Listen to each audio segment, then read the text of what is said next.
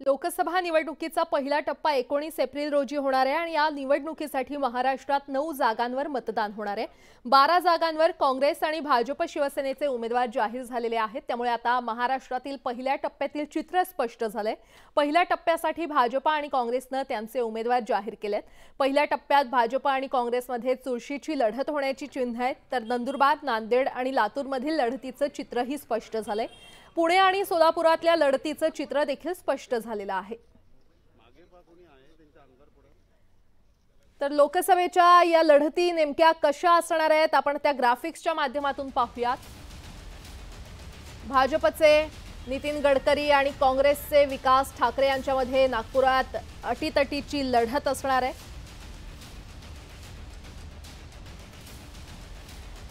त्यानंतर चंद्रपूरमध्ये सुधीर मुनगंटीवार भाजपचे उमेदवार तर काँग्रेसच्या उमेदवार प्रतिभा धानोरकर यांच्यामध्ये मोठी लढत होणार आहे।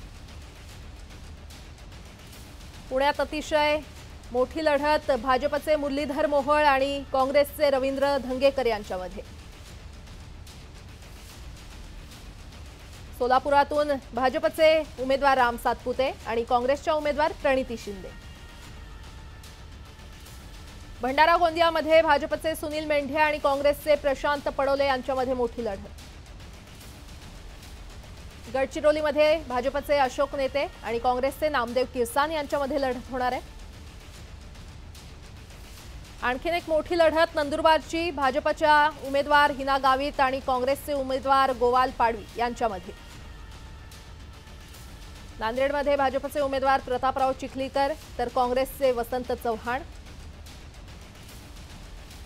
लातूरमध्ये भाजपचे उमेदवार सुधाकर शृंगारे आणि काँग्रेसचे उमेदवार शिवाजी काळगे यांच्यामध्ये लढत। आणि आता ही मोठी लढत ईशान्य मुंबईतून उद्धव बाळासाहेब ठाकरे गटातून संजय दिना पाटील तर भाजपचे उमेदवार मिहिर कोटेजा।